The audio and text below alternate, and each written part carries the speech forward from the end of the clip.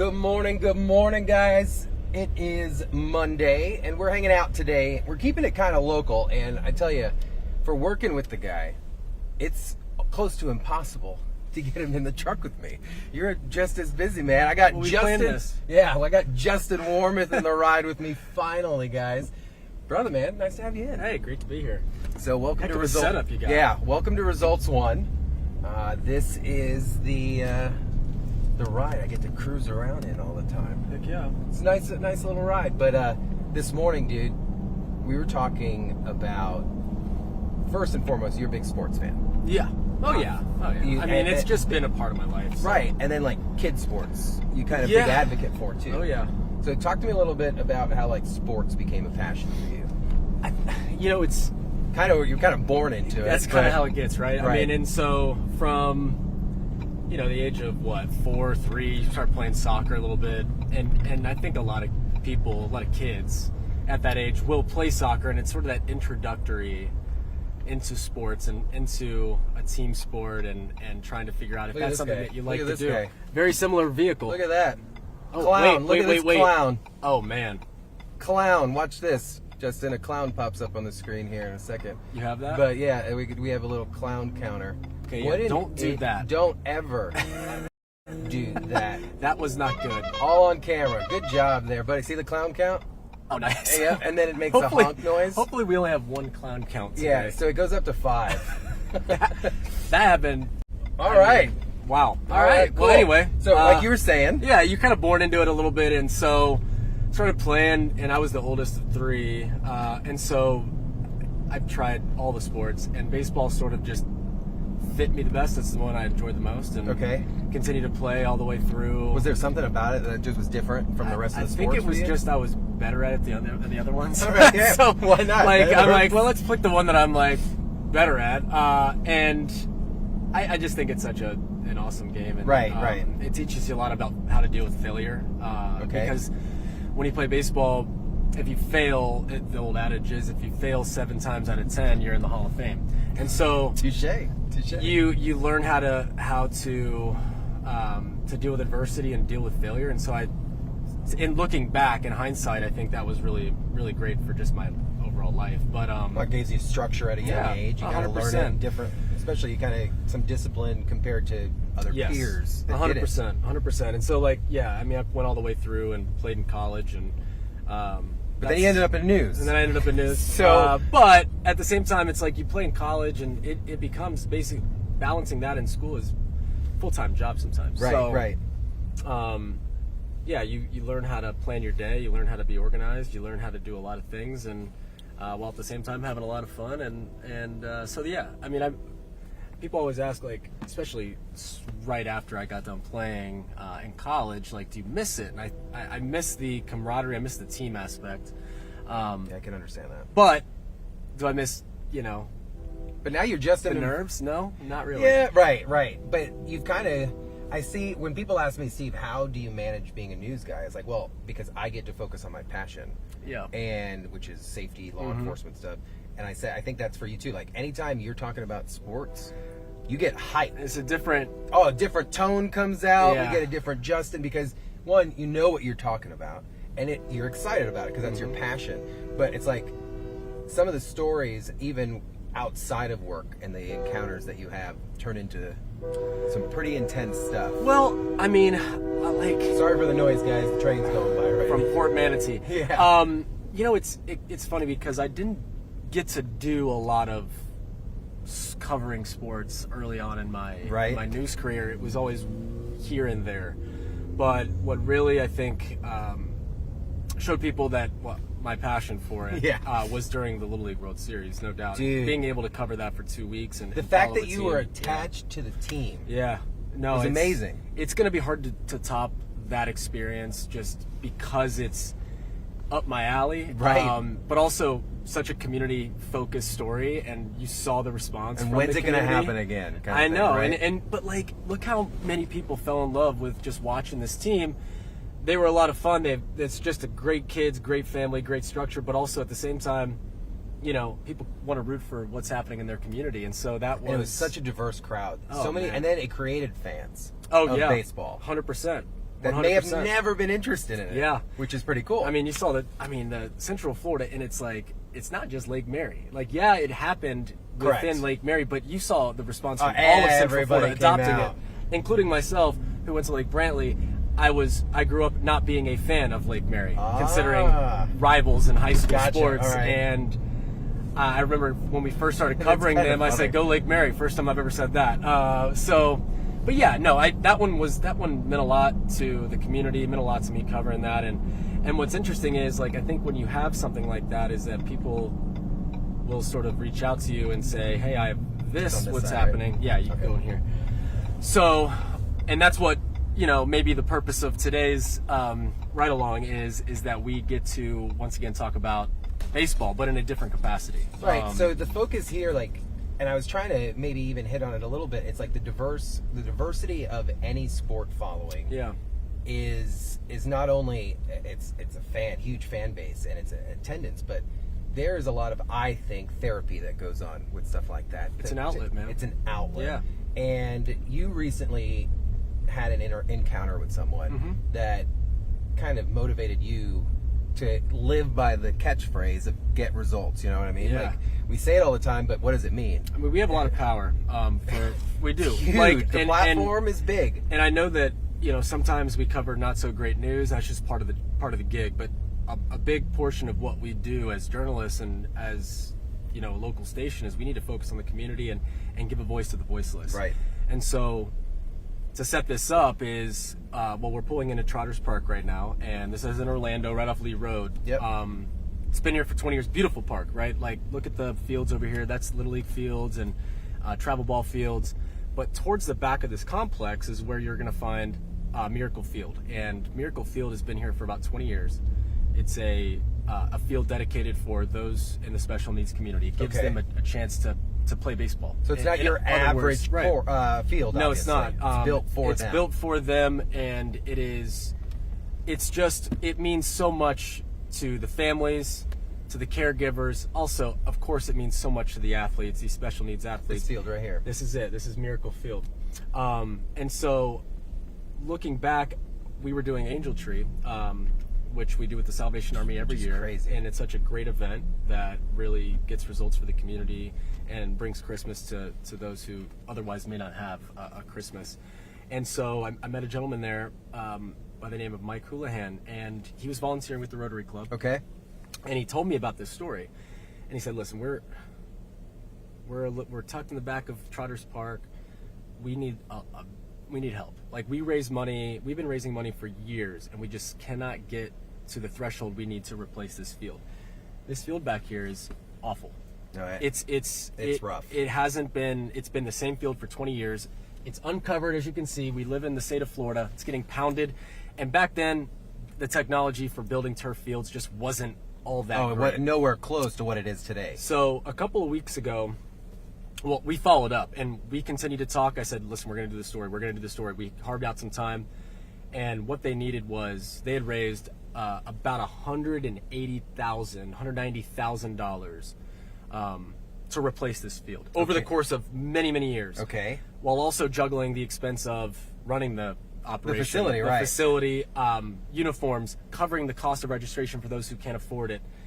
They're constantly raising money. They're always playing catch up. They are, and it was daunting. They either needed to raise enough money to fix this field, or because it's in such bad shape and because it's a safety hazard, they would be forced to close. And you were about to have and I go, that it ain't flying, and I'm going to do what I can. And so we put the word out. We put it out to the community. We explained what this place was, what it means to them, and here's how you can donate.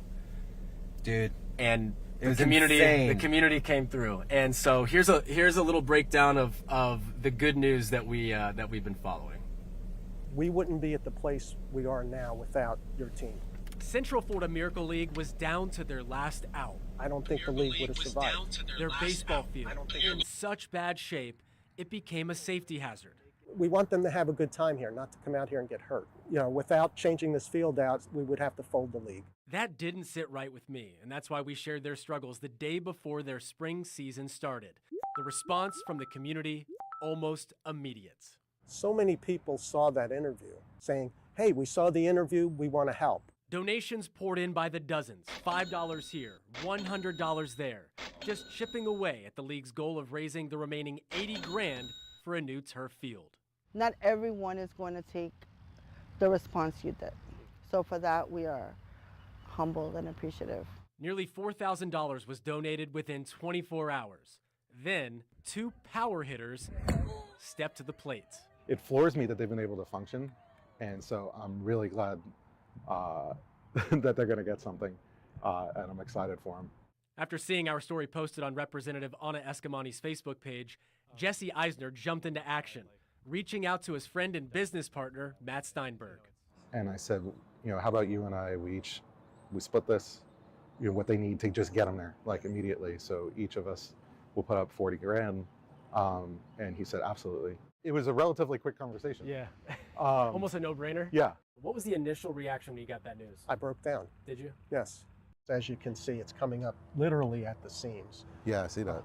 We have big chunks coming up out here. Too. Cracking. I was there when Eisner met league president Mike Houlihan and director Jeanette Borbola for the very first time.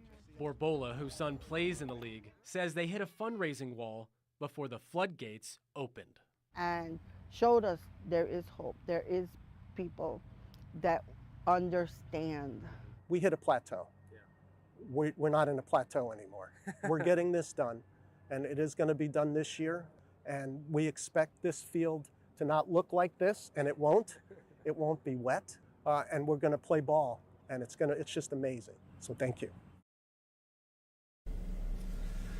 So, Dude, yeah, unbelievable. no, you could feel how grateful he is. Dude. It just, the emotions do show, and you could feel it. This morning was intense watching this. I mean, it's just, he kept giving me updates. It's Mike, and he kept giving me updates over the course of the last several weeks. Okay.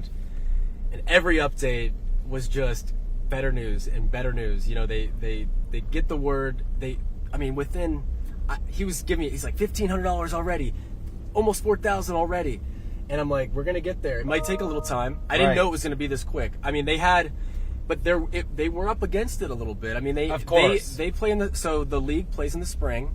All right. And then they also play in the fall. So, and so if they, according to his calculations and based on just the way the field was going, if they did not get it done within, after their fall season, that may be their last season.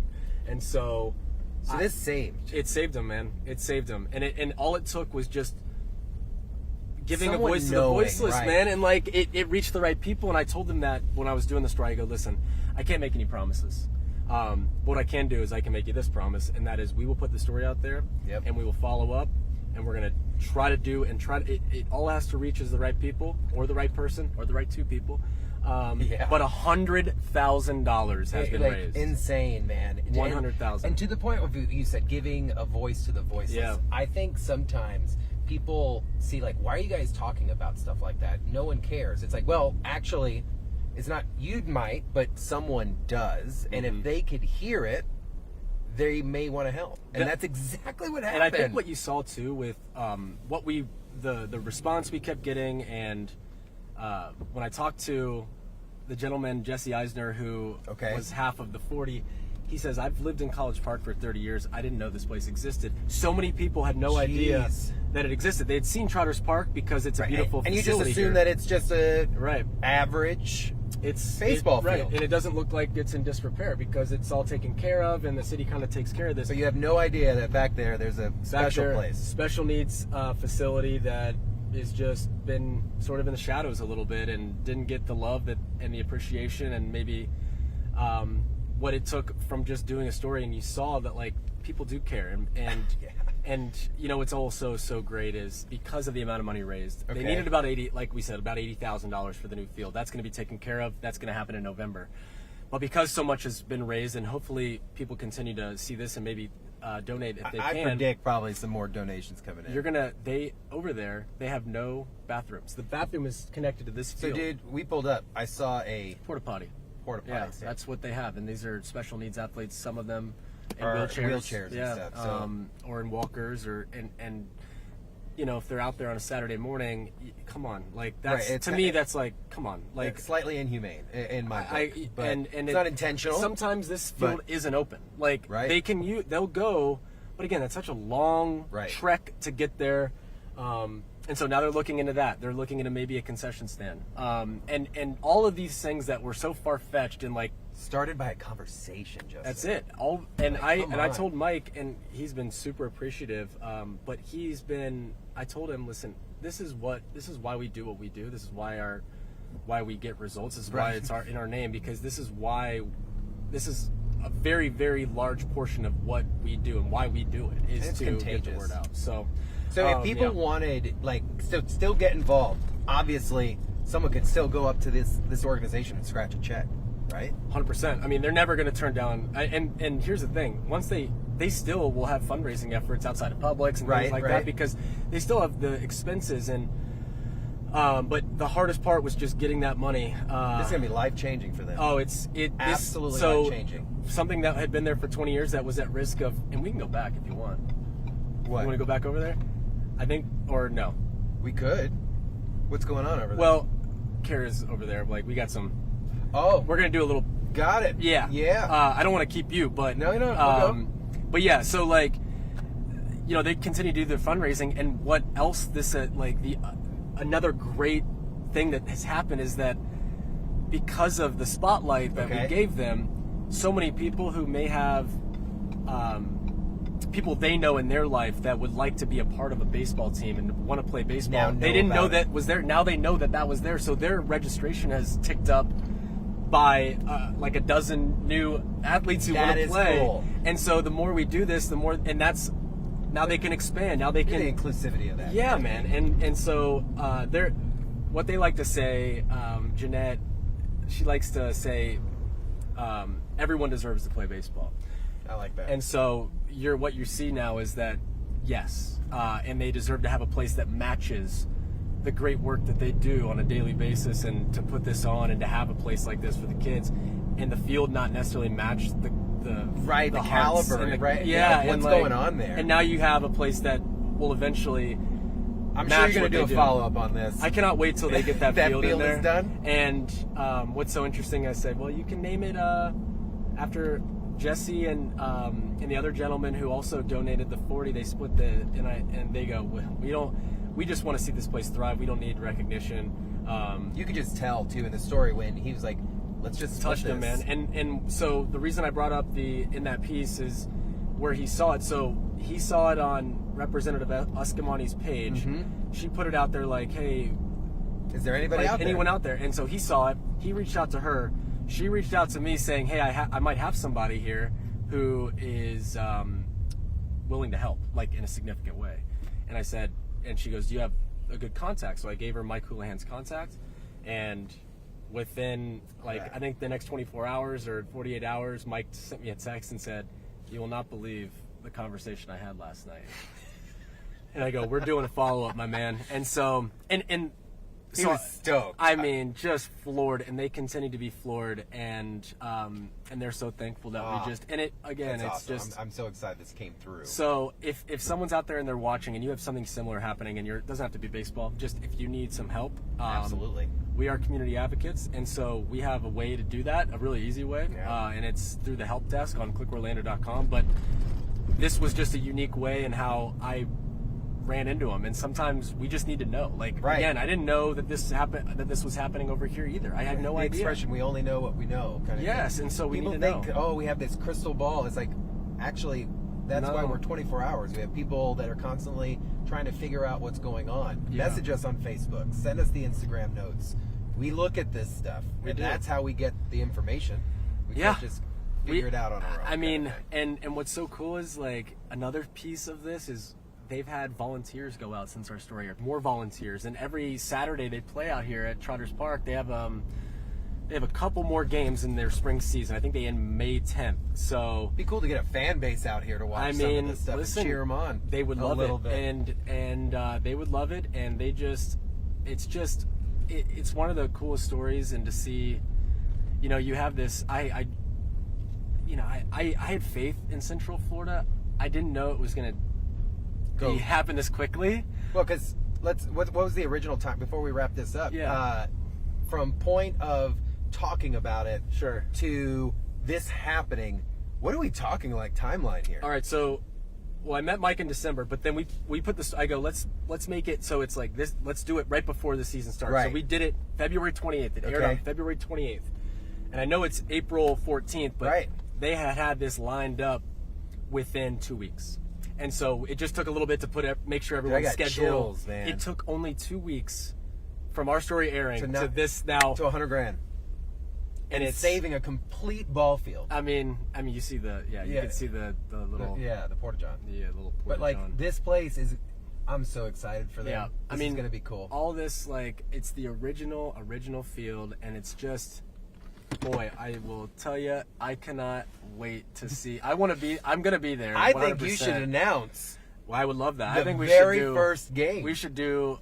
I mean, maybe a little streaming event. Like, hey, this is almost like a watch party type of thing for their like first. If you can't make it out, I know we have a big viewing area, but hey, and we stream on multiple platforms here at News 6, from what I'm told. And so, like, these volunteers, they take care of the field.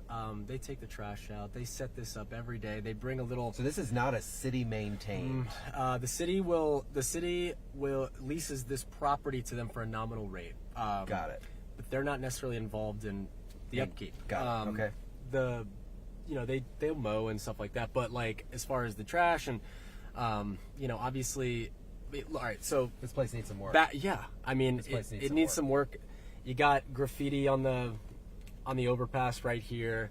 But think about, so this is where they set up shop, and then to go to the bathroom, all the way down here. They got to go all the way behind us. In this park right here. And that's why they pay for this porta-john, and to have them just, not have to worry about it anymore. It's like a weight off their shoulders. So, Justin, I appreciate you, one, hopping in with me, and then two, just getting this out there. When this story aired this morning, our whole team, we were just like, I've been looking forward to it. Like, we all were like, Justin, really right now? You're going to do this to us? But we appreciate you. Yeah, and guys, head over to clickorlando.com, get all the information. Of course, Justin is going to keep you updated on this. Yeah. And I don't get to say this often, but we'll both see you in the morning. Yes, we will. Yeah. We're back, baby. We're back. We'll see you guys. Back Take it easy. See ya.